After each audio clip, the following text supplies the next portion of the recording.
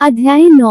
हर हर महादेव। दोस्तों, तो आज हम आपको सुनाने जा रहे हैं एक अद्भुत कथा जो शिव पुराण में वर्णित है।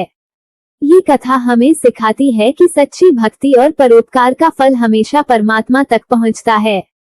माता पार्वती की कठोर तपस्या। माता पार्वती भगवान शिव को पति रूप में प्राप्त करने के लिए कठोर तपस्या कर रही थीं। उनकी साधना पूर्णता की ओर बढ़ रही थी। एक दिन जब वे गहरे ध्यान में लीन थीं, तभी अचानक उन्होंने एक बालक के डूबने की चीख सुनी।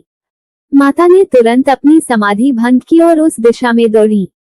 वहां पहुंचकर उन्होंने देखा कि एक मगरमच्छ उस बालक को पानी में खींच रहा है।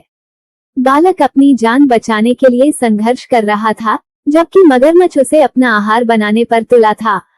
माता पार्वती की करुणा। दयालु माता पार्वती उस बालक की चीख से व्यथित हो गईं।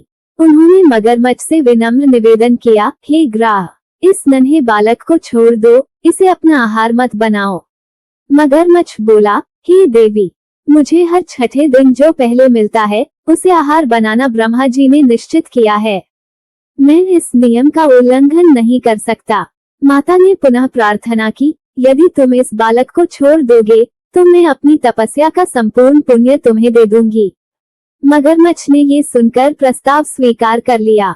माता ने तुरंत अपनी तपस्या का सारा पुण्य ग्राह को अर्पित कर दिया। तपस्या का चमत्कारी प्रभाव। जैसे ही मगरमच्छ को वह पुण्य प्राप्त हुआ, उसका शरीर सूर्य की भांति चमक उठा। उसकी बुद्धि शुद्ध हो गई और उसमें करुणा उत्पन्न हो गई। उसने माता से हाथ जोड़कर कहा, हे माँ, अब मैं इस बालक को स्वयं ही छोड़ देता हूँ।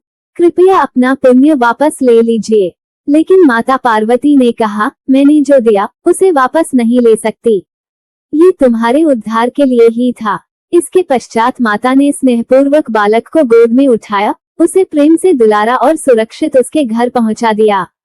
फिर माता पुनः अपने स्थान पर लौटकर कठोर तपस्या में लीन हो गईं। भगवान शिव का आशीर्वाद। माता की इस करुणा से प्रसन्न होकर भगवान शिव तत्काल वहां प्रकट हुए और बोले, हे पार्वती, अब तुम्हें और तप करने की आवश्यकता नहीं है। हर प्राणी में मेरा ही वास है। तुमने जिस ग्राह को तपस्या का फल दिया वह मुझ तक ही पहुंचा है, अतः तुम्हारा तप हजारों गुना अधिक फलदायी हो गया। भगवान शिव ने आगे कहा, जो व्यक्ति निष्काम भाव से परोपकार करता है उस पर मेरी अपार कृपा होती है।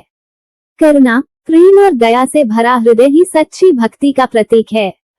तुम्हारी इस करुणा से मैं अत्यंत प्रसन्न हूँ और तुम्हें अपनी अर्धांगिनी के रूप में स्वीकार करता हूँ।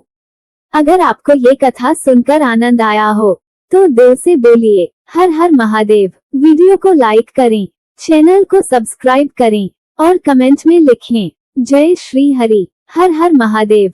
फिर मिलते हैं एक और नई पावन कथा के साथ। तब तक भगवान शिव जी का आशीर्वाद आप सभी पर बना रहे। हर हर महादेव।